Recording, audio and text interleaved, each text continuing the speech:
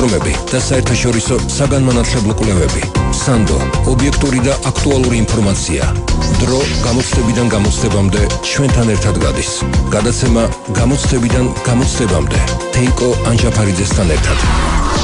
საინფორმაციო მხარდამჭერი შეფასებისა და გამოცდების ეროვნული ცენტრი. გესალმებით, რადიო იმედის ეთერში იწყება გადაცემა გამოცდებიდან გამოცდებამდე. მე გადაცემის წამყვანი თეიკო ანჯაფარიძე ვარ. გადაცემა გამოცდებიდან გამოცდებამდე თეიკო ანჯაფარიძესთან ერთად. დღეს ჩვენ საუბრობთ უმაღლეს განათლებაზე, კონკრეტულად კი ერთ-ერთ საინტერესო ინიციატივაზე და ჩვენი დღევანდელი გადაცემის სტუმარი იქნება განათლების ხარისხის განვითარების ეროვნული ცენტრის დირექტორი ქალბატონი თამარ სანიკიძე. მოგესალმებით ქალბატონო თამარ და დიდი მადლობა სტუდიაში მოგზაურობისთვის. მოგესალმებით, მივესალმები მსმენელს. ქალბატონო თამარ, თქვენ უკვე ერთხელ ბრძანდებოდით ჩვენი გადაცემის სტუმარი, მაშინ ჩვენ ვისაუბრეთ ძირითად თემებზე, მაგრამ დიდი მადლობა პირველ რიგში იმისთვის, რომ თქვენი პირობა შეასრულეთ და პერიოდულად ჩვენ მსმენელებს და მაყურებლებს მიაწვდით ინფორმაციას განათლების ხარისხის სფეროში მიმდინარე მოვლენების შესახებ. როგორც უკვე ვთქვით, დღეს ჩვენ ვისაუბრებთ უმაღლეს განათლებაზე, ერთ-ერთ საინტერესო ინიციატივაზე, გულისხმობ ექსპერტთა კონკურსს. რომ მოგვიყვეთ, რას გულისხმობს ეს კონკურსი და რა არის მისი მთავარი მიზანი. კეთილი, მართლაც ძალიან საინტერესო თემაა და რამდენჯერაც საჭირო იქნება იმდენჯერ დავბრუნდები თქვენს ეთერში და ვეცდები რომ საზოგადოებას გაუზიარო იმ პოზიტიური ამჯერად ცვლილებების შესახებ, რომელიც მიდის ზოგადად განათლების სისტემაში და ამჯერად ხარისხის ეროვნულ ცენტრში. ჩვენ ვახსენეთ კონკურსი, თითქოს ეს კონკურსი ესე არაფერს არ გეუბნება, ჩვეულებრივი კონკურსია, მაგრამ ეს არის ძალიან დიდი პროცესის ნაწილი. ეს არის ახალი განახლებული ხარისხის უზრუნველყოფის მექანიზმების დანერგვის, ასე ვთქვათ, პროცესი. და უფრო მარტივად რო ვთქვათ, ეს არის პროცესი, შეფასების პროცესი, რომელთაც ჩვენ უნდა ვუზრუნველყოთ უმაღლესი განათლების ხარისხის ზრდა. ანუ ის პრობლემა, რომელიც დღეს არსებობს და ის უკმაყოფილება, რომელიც დღეს არსებობს განათლების ხარისხთან დაკავშირებით. ერთი მიმართულება არის განათლების ხელმისაწვდომობა, მაგრამ ჩვენ ვსაუბრობთ ხარისხიანი განათლების ხელმისაწვდომობაზე. სწორედ ამას ემსახურება ეს ინიციატივა, ის პროცესები, რომელიც დღეს ხარისხის ცენტრში მიდის. წინა გადაცემაში ჩვენ ვისაუბრეთ ახალ სტანდარტებზე, რომელიც აბსოლუტურად თავსებადია უკვე ეროვნულ, უბრალოდ ევროპულ სტანდარტებთან, რომლის მიხედვითაც და რომლის მეშვეობითაც ევროპა უზრუნველყოფს მისი უმაღლესი განათლების ხარისხს. გამომდინარე იქიდან, რომ ჩვენ უკვე პროცედურული ნაწილი, სტანდარტების შემუშავება, შესაბამისი პროცედურები დავასრულეთ ამაზე მუშაობა და ეხლა ეს დოკუმენტები კიდევ ერთ, ასე ვთქვათ, შემოვლაზე იმყოფება უმაღლეს სასწავლო დაწესებულებებთან, რომ კიდევ მოვისმინოთ საბოლოოდ მათი, ასე ვთქვათ, კომენტარები და ვნახოთ თუ კიდე რაიმის გათვალისწინება შეგვიძლია. გაიარა ამ საერთაშორისო ექსპერტიზაც, იყვნენ ჩამოსული საერთაშორისო ექსპერტები, რომლებზეც ჩვენ წინა გადაცემაში ვისაუბრეთ. ხოლო ამ პროცესების აღსასრულებლად გვჭირდება ძალიან კვალიფიციური, თვისობრივად განსხვავებული და შედეგზე ორიენტირებული შემფასებლები, ანუ ექსპერტები. აი სწორედ ამ კონკურსის გამოცხადებაზე არის საუბარი. და მე ვფიქრობ, რომ თუ ჩვენ ეს პროცესი კარგად წავიყვანეთ, კარგი ექსპერტთა კორპუსი დავაკომპლექტეთ, ჩავთვალოთ, რომ 90% საქმისა შესრულებულია. იმიტომ რომ კარგია, როდესაც კარგი სტანდარტი, როდესაც კარგი პროცედურები გაქვს ხელშემწყობი მექანიზმები, მაგრამ თუ არ გყავს ამისი განმახორციელებელი, ვინც სისრულეში უნდა მოიყვანოს მთელი შენი ამხელა გეგმა, გამორიცხულია საუბარი ნებისმიერ, ასე ვთქვათ, სისულაზე. ქალბატონო თამარ, ჩვენ წინა გადაცემაში ვისაუბრეთ და თქვენ ახლაც აღნიშნეთ, რომ მიმდინარეობს მუდმივი კონსულტაციები, როგორც საერთაშორისო ექსპერტებთან, ასევე კონსულტაციები უმაღლესი განათლების დაწესებულებების წარმომადგენლებთან და შემუშავდა, ვთქვათ, იცვლება ეს შეფასების სისტემა, ძალიან მნიშვნელოვანია უშუალოდ შეფასების სისტემაზეც რომ ვისაუბროთ, მაგრამ კონკრეტულად როგორ მოხდება ექსპერტთა კორპუსის დაკომპლექტება და ვის შეუძლია ჩაერთოს ამ კონკურსში? რა თქმა უნდა, პირველ რიგში უნდა ვიცოდეთ, რომ ეს საჯაროდ გამოცხადდება და ყველას ექნება საშუალება, რომ გაეცნოს ამ ინფორმაციას. ხოლო სიახლეები რა გვაქვს ექსპერტებთან მიმართებით და ახალი ექსპერტთა კორპუსის ფორმირებასთან დაკავშირებით. რა თქმა უნდა, შეიცვალა საკვალიფიკაციო მოთხოვნები პირველ რიგში, მის მიხედვით თუ როგორი შემფასებელი გვჭირდება. ჩვენ ვიცით, რომ გვაქვს 7 სტანდარტი, რომლის მიხედვითაც დაწესებულება უნდა შეფასდეს. პირველად ვაკეთებთ ჩვენ ახლა იმას, რომ არ ვირჩევთ ერთ უნიკალურ პიროვნებას, რომელიც მთლიანად დაწესებულებას შეამოწმებს, არამედ ვირჩევთ პრაქტიკა იყო მანამდე. კი ბატონო, კი დგებოდა ექსპერტთა ჯგუფი. ჯგუფი ძირითადად შედგებოდა ხოლმე 2 ადამიანისგან, მაქსიმუმ 3 ადამიანისგან, მაგრამ ერთი და იგივე სამუშაოზე პასუხისმგებელი ადამიანები იყვნენ, ანუ თითოეული იღებდა შეფასებაში მონაწილეობას, კი გარკვეული ასე ვთქვათ, გადანაწილება ამ სამშორის იყო შესასრულებელ სამუშაოში, მაგრამ ეხლა ჩვენ რასაც ვაკეთებთ, არის რომ ვირჩევთ ექსპერტს თითოეული სტანდარტის შემფასებლად. ანუ სპეციფიური ექსპერტი შეაფასებს კონკრეტულ სტანდარტს. ანუ განაცხადს რომ გააკეთებს პიროვნება ადამიანი ექსპერტის კონკურსთან დაკავშირებით, ის თავიდანვე შეარჩევს იმ სტანდარტს, რომლის შემფასებელიც უნდა რომ იყოს, ანუ იმ კონკრეტული მიმართულების კარგი მცოდნე უნდა იყოს, რაც ნიშნავს, რომ წარმოვიდგინოთ უკვე ექსპერტთა ჯგუფი ისე იქნება დაკომპლექტებული, რომ უზრუნველყოფილი იქნება ფართო სპექტრი, რომელსაც დავფარავთ ამ რამოდენიმე ადამიანით. მაგალითად შეიძლება მოვიდეს ადამიანი, ვისაც მოუნდება რომ შეაფასოს სტრატეგიული განვითარებასთან და მისიასთან დაკავშირებული სტანდარტი და არა მთლიანად პროგრამაც, კვლევაც, სტუდენტური მომსახურებების, კარიერული ცენტრები და ასე შემდეგ, ხო? შეიძლება რომ კარგი სპეციალისტი იყოს და იმან ძირფესვიანად შეამოწმოს როგორ გეგმავს, როგორია სტრატეგიული განვითარების გეგმა დაწესებულების, რამდენად არის მის მისიასთან კავშირში, რამდენად არის ის რეალისტური, რამდენად გააჩნია დაწესებულებას იმისი ფინანსები, რასაც გეგმავს რომ სისრულეში მოიყვანოს. და რაც ყველაზე მნიშვნელოვანია, არასოდეს დაწესებულებების შეფასებაში არ იყო ჩართული დამსაქმებელი. და ჩვენ ვიცით, რომ დასაქმებლის გარეშე განათლების სისტემა ვერ მუშაობს. იმიტომ რომ დამსაქმებელი არის ის ჩვენი პირველი დამკვეთი, ვისაც ეს პროდუქტი დაწესებულების მიერ გამოშვებული, ასე ვთქვათ, კარგი უნარებით აღჭურვილი სტუდენტი ჭირდება. ამიტომ სივრცეში შემოაუცილებლად დამსაქმებელი და ყველაზე მნიშვნელოვანი ზუსტად იმისათვის, რომ განვახორციელოთ ისეთი შეფასების პროცესი, რომელსაც გვეუბნება და გვკარნახობს იგივე ევროპა, ეს გულისხმობს სტუდენტის ჩართულობას შეფასების პროცესში. სტუდენტებსაც მიეცემათ პირველად ჩვენს, ასე ვთქვათ, ყოფაში გამოჩნდება შეფასებელთა შორის სტუდენტიც, რომელიც ასევე კონკურსის წესით მიიღება და მას გააჩნია თავისი საკვალიფიკაციო მოთხოვნებიც და კიდევ სხვა დამატებითი მოთხოვნებიც, რომელსაც უნდა აკმაყოფილებდეს იმისთვის, რომ გახდეს ერთ-ერთი შემფასებელი.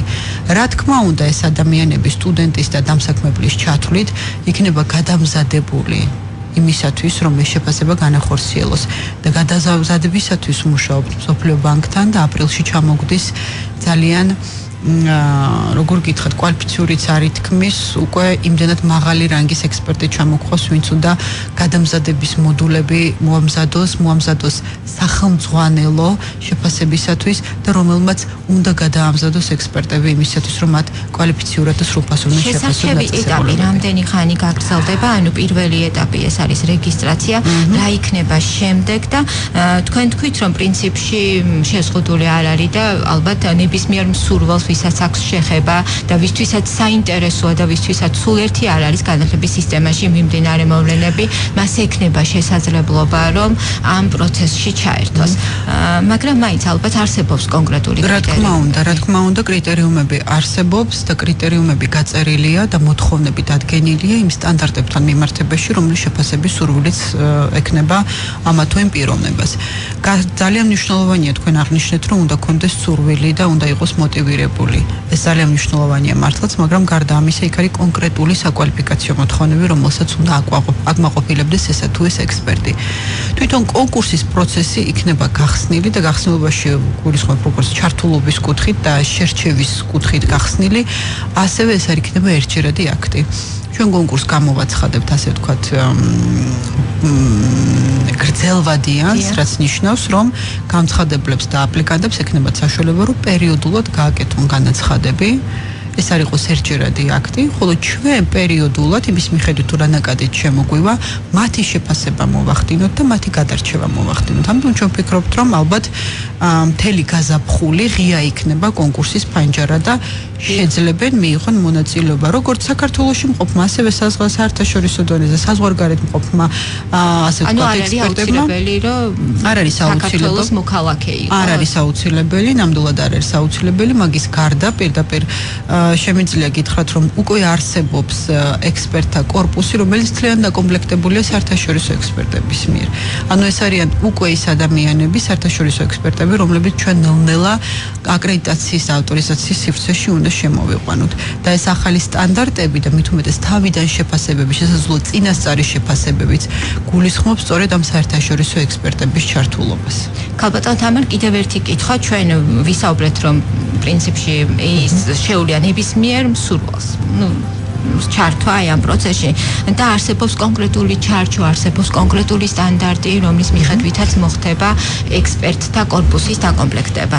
მაგრამ თუ შეუძლია რომ ჩაერთოს სტუდენტს, ასევე შეუძლია ჩაერთოს გამოცდილ ექსპერტს, რამდენად თანაბარ პირობებში იქნებიან ისინი და რამდენად შეძლებს, თქვა, სხვადასხვა გამოცდილების ადამიანი აი ამ სტანდარტის დაკმაყოფილებას. რა თქმა უნდა, სწორედაც აი ეს კომბინაცია არის ძალიან მნიშვნელოვანი.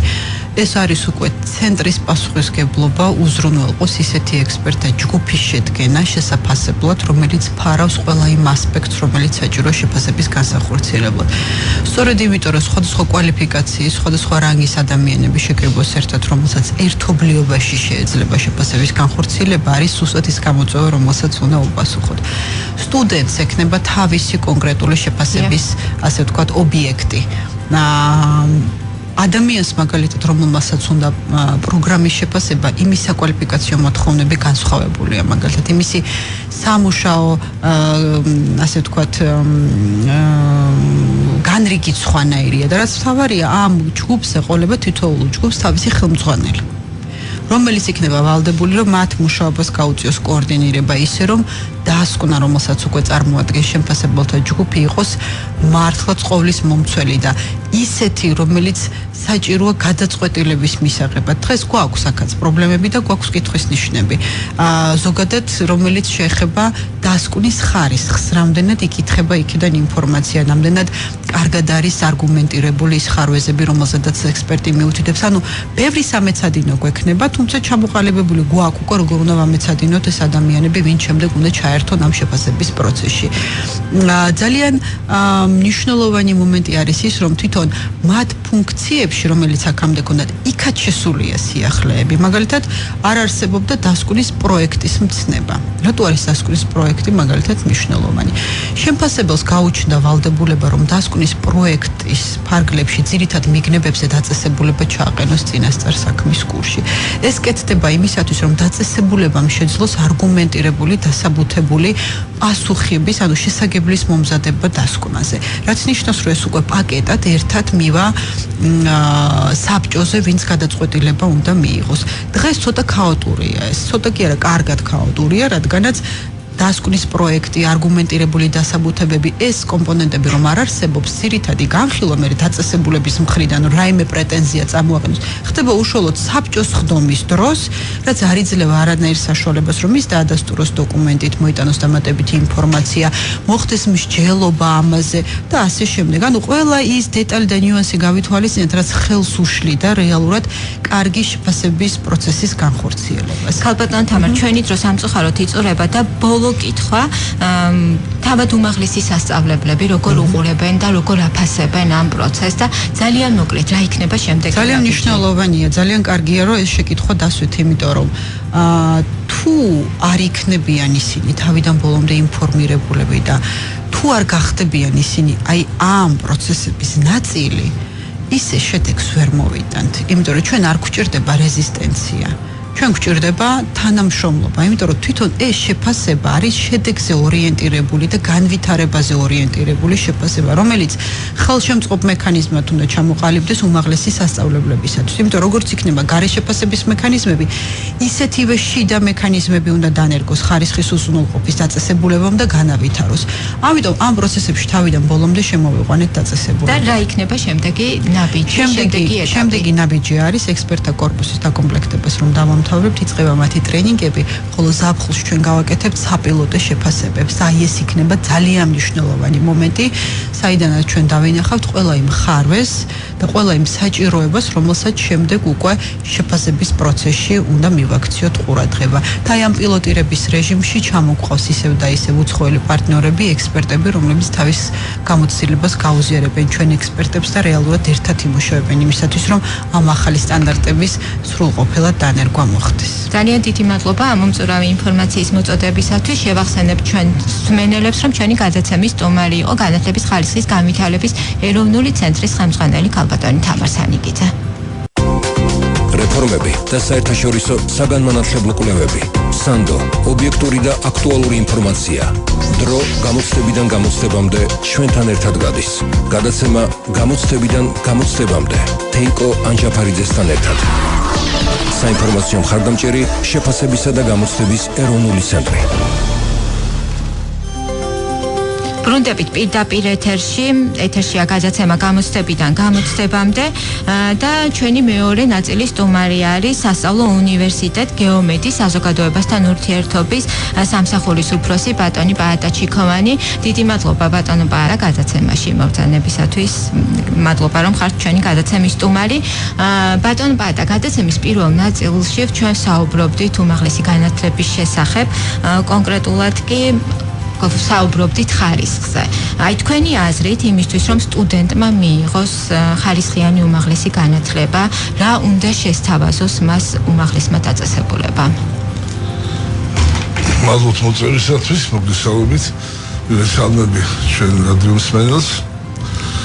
ყველაზე მთავარი და ყველაზე აქტუალური საკითხი. გვაკუთხედი სახელმწიფოს მშენებლობის განათლება. იცით აი ჩემ უნივერსიტეტიდან გამოვალ რა, უფრო მარტივი როგორც კონკრეტული უმაღლესი სასწავლებლის წარმომადგენელი, როგორ წარმოგიდგენიათ? რას ვაძლევთ ჩვენ, ხო? აი, რას პირდებით ჩვენთან აბიტურიენტებს და ვინ უნდა გამოვიდნენ, როგორ უნდა მოვამზადოთ. ეს არის სასწავლების ხარისხი, როგორ გავზადოთ. კონკრეტულად თქვენი ხედვა. დიახ, ჩვენი ხედვა და ჩვენ ამას ვასრულებთ კიდევაც და ამიტომ ვეპატიჟებით ჩვენთან გეომეტრში სტუდენტებს. ეს ჩვენმა რექტორმა ქალბატონმა მარინა ფიცხალავმა ძალიან კარგად ჩამოაყალიბა და აი დღემდე მივდივართ თავარი. არის ბავშვი მიცეთ სრულფასოვანი განათლება. როგორ? საინტერესოა, ხო? აი შეკითხვა ფაქტურად, ხო? პირველი ეს არის რასაკვირველია, რას ვასწავლით და როგორ ვასწავლით. მეორე არის მატერიალურ-ტექნიკური ბაზა. აი ის დამხმარე კომპონენტები, რომელიც აუცილებელია, ხო? აი ბავშვისთვის, სტუდენტისთვის, აბიტურიენტის სპეციალისტისთვის, რომ მან მიიღოს საყოველთაო კვალიფიციური განათლება, რომელიც არა მარტო ჩვენთან, არამედ როგორც ევროპული სტანდარტებით ჯერ კიდევ 2005 წლიდან ჩვენ განათლების სისტემა გადავიდა და მივიღეთ ეს სისტემა. ხო, აი ჩვენ სტუდენტისთვის ყველგან იყოს სოფლიოს ნებისმიერი ღია და გავაგრძელოთ ჩვეულებრივად სწავლა და მუშაობა. ეს არის თავი დასაქმების მომენტია. თავი როგორც კვალიფიკაციის გავსდით, როგორ ვსდით. სასწავლო პროგრამები და ხარისხის მართვის ჩვენ აკრედიტებული უნივერსიტეტებად რავალგზის ყოველთვის გავლილი გვაქვს და რა გვაქვს ისიც საინტერესო რომ აი მაგალითად მე ექიმი უნდა გამოვიდეს ხო ან ფინანსისტი გვაქვს წინვალი პროგრამები გვაქვს ფინანსების და ჟანდაცვის მენეჯმენტის პროგრამები გვაქვს ნუ ნებისმიერი სპეციალისტი სწავლების დონე და ხარისხი აუცილებლად უნდა ჩართული თვითონ სწავლების ჩართული უნდა იყოს ბავშვის ეს უნდა იყოს ძალიან საინტერესო. ემატრი მაგალითს გეტყვით, იცით აი ფიზიკა, დავუშვათ ქიმია, ბიოლოგია, ხო? ეს არის რაღაც ფორმულები. და ეს არის მშრალი ჩამონათვალი დავუშვათ სხეულის აგებულების. აი ფიზიკა არ არის ფიზიკალი დიდი ფილოსოფია და თუ ჩვენ სტუდენტს ვასწავლით რომ ეს ყველა ფიზიკური პროცესი არა მშრალი ფორმულები და კანონები ფიზიკის არამედ ესენი როგორ მოქმედებს თვითონ ადამიანზე ადამიანის შინით რა პროცესები მიდის ეს მარტო ექიმისთვის კი არა ყველასთვის საინტერესო შესაბამისად სწავლების მეთოდოლოგია დაფუძნებულია აი საგნის ფილოსოფიის გადმოცემაზე რომ ბავშვისთვის საინტერესო იყოს და დაკავშირებით თქვენ ფიქრობთ რომ შინაარსთან ერთად რომელიც განსაზღვრელია და ერთ-ერთი მნიშვნელოვანი ფაქტორი არის რა თქმა უნდა იმისათვის რომ სტუდენტმა მიიღოს ხალისხიანი განათლება მნიშვნელოვანია ფორმაც გარდა ამისა აქვე მინდა გკითხოთ რომ ხშირია ისმის სხვადასხვა უმაღლესი სასწავლებლების მხრიდან შეთავაზებები ძალიან საინტერესო ინიციატივები ძალიან მომხიბვლელია ეს ყველაფერი სტუდენტი რო ვიყო აბიტურიენტი რო ვიყო გამიჭირდებოდა ალბათ ჩემი არჩევანის გაკეთება ეს რამდენად არის საქმის დონეზე თუ აღმოჩნდება სტუდენტი იმ რეალობაში რა რეალობასაც ელოდა ესეც არის ძალიან მნიშვნელოვანი იმიტომ რომ ხშირია შეიძლება არც ისე ხშირი, როდესაც ვაწყდებით იმედ გაცრუებას, რომ მას მოლოდინი ქონდა, რომ ის სხვა ტიპის განათლებას მიიღებდა. თქვენ ახსენეთ ასევე დასაქმება და თუ არსებობს სტატისტიკა. აი თქვენი კურსდამთავრებულები, რამდენად არიან დასაქმებულები და ჩვენ გვაქვს ამის სტატისტიკა და აი წლების განმავლობაში ყურადღებას ვახსენებთ, რომ ეს გადამის ჩვენი კლინიკა გვაქვს. სადაც ჩვენი საუკეთესობა ჩვენ თვითონ ვასაქმებთ. ეს ძალიან მნიშვნელოვანია. ჩვენი საკუთარი კლინიკა გვაქვს და დაახლოებით ალბათ 70%-მდე რომელსაც ჩვენ თვალი მივადევნით და აი რომ ამთავრებენ და იწყებენ მუშაობას. ეს არ არის ძალიან მაღალი, არ ძალიან დაბალი. რა შეიძლება მოლოდინებს, აი შეთავაზებებსა და რეალობას შორის რამდენად არის ხოლმე თანხმობა.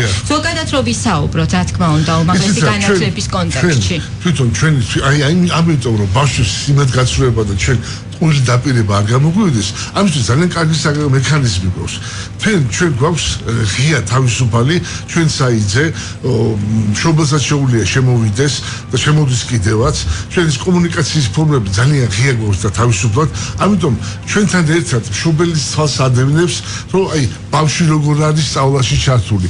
აგრეთვე არის კიდევ ერთი თვითმმართველობა, რომელიც ფაქტურად უქმნის გარემოს, ოჯახურ გარემოს, რომ თავიდანვე სკოლიდან მოსული ბავშვი უცხო გარემოში არ მოხვდეს და მისთვის იყოს აი ყველაფერი საინტერესო და იყოს ცხოვრებისეული აი ოჯახური პრინციპით, სიტყვით მისი ინტერესების არა მარტო გარკვეული საგნებით, არამედ სპორტში, ხელოვნებაში, ამას ყველაფრის რეგულირება და ამის ყველაფრის მართვა ხდება ჩვენი ინსტიტუტის მიერ. რამდენ მიმართულებებზე გაქვთ მიღება გამოცხადებული? ჩვენ გვაქვს 4 მიმართულებას მიღება, 4-დან აქედან აი მენეჯმენტის და ის კიდე კვალიფიკაციას ვაძლევთ. ცალკე ფინანსების სპეციალისტის და ცალკე კიდე მენეჯმენტის სპეციალისტის.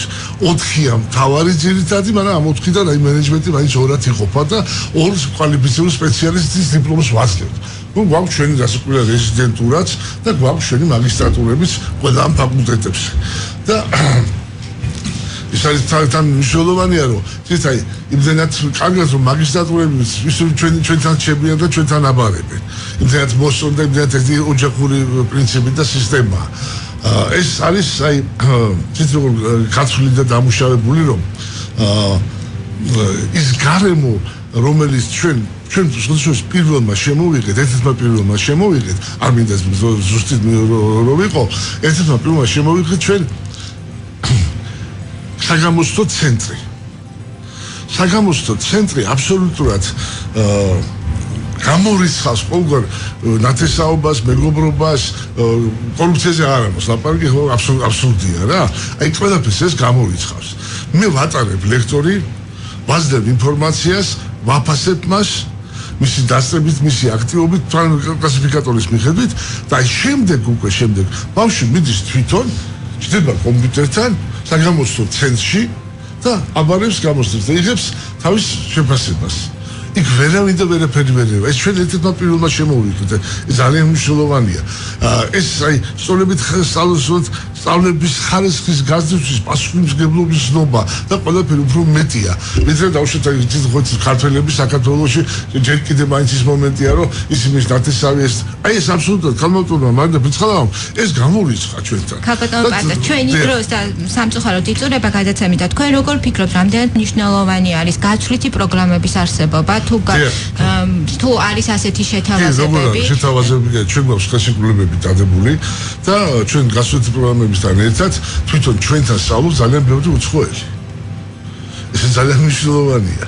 და ძალიან კმაყოფილები და თქვენ ისინიც კი აი რაღაცნაირად მოვახერხეთ რომ ინტერნაციონალ აი რაღაც ისეთი სიტუაციაში ჩამმა რომ ძალიან ინდოელი ქართველები ხდებიან თქვათ ესე და იქ სწავლების პროცესში მინდა აუცილებლად თქვა რომ ჩვენ გვაქვს ძალიან კარგი ხა ვამთავრებთ ამ იმას აი სულ რაღაცი ჩართვები და ისინი აკვია სიმულაციური ცენტრი აი როგორც ეს საგამოსტეხობა რა ისე ლაბორატორიები გვაქვს ფანტასტიკური ლაბორატორიები გვაქვს რაც ექსპერიმენტებს ატარებენ თვითონ სტუდენტები და ეს სიმულაციური ცენტრი არის აი აუცილებელი რაცადაც ფაქტიურად პრაქტიკას გადის და ამთავრებს სტუდენტი იქ გასაკვირველია ჩვენ ხელშეკრულებები გვაქვს დადებული და თანამშრომლობთ სამედიცინო უნივერსიტეტების ბოლოში კლინიკებთან თანამშრომლობთ იქაც გადიან მაგრამ აი ჩვენ თვითონ უნდა მოვზადოთ უნდა ნახოთ აი ამ ყველაფერს თავაზობთ ჩვენ სტუდენტებს აბიტურიენტებს და მე სტუდენტები გასაკვირველია აი ტყუილის და იმის ყველაფერი ეს ჩვენ გვიძებთ ჩვენ საიტზე თქვენ შეგიძლიათ შემოგვდგენ ყველებისმიერ სხვა მსმენელსაცული შემოგვძანდით ჩვენ გეომეტრის საიტზე და იქ უფრო კონკრეტულად ნახავთ აი ლაბორატორიას ასახებების ვიზუალურად ვერ გაჩვენებთ ხო იმ ლაბორატორიებს იმ ბიბლიოთეკას იმ ცენტრს ჩვენ ცენტრს საგამოსტო ცენტრს და ყველაფერს იმას რასაც აი ამდენი წლის განმავლობაში 98 წლიდან აი თელი ეს კოლექტივი მთლიანად თელი ეს კოლექტივი აი ჩართულია ქალბატონი მარინას ხელმძღვანელობით აი ჩართულია ამ პროცესში რომ მაღალი სტანდარტებით მივცეთ კვალიფიციური განათლება ძალიან დიდი მადლობა ბატონო ბაატა შევახსენებ ჩვენს მსმენელებს რომ ჩვენი გადაცემის სტუმარი იყო სასწავლო უნივერსიტეტ გეომეტრის საზოგადოებასთან ურთიერთობის სამსახურის უფროსი ბატონი ბაატა ჩიქოვანი ჩვენი გადაცემა დღესაა დასრულებულია მე გემშვიდობებით მომავალ სამშაბათამდე და იმედიან კვირას გისურვებთ გადაცემა გამოცდებიდან გამოცდებამდე თეიკო ანჯაფარიძესთან ერთად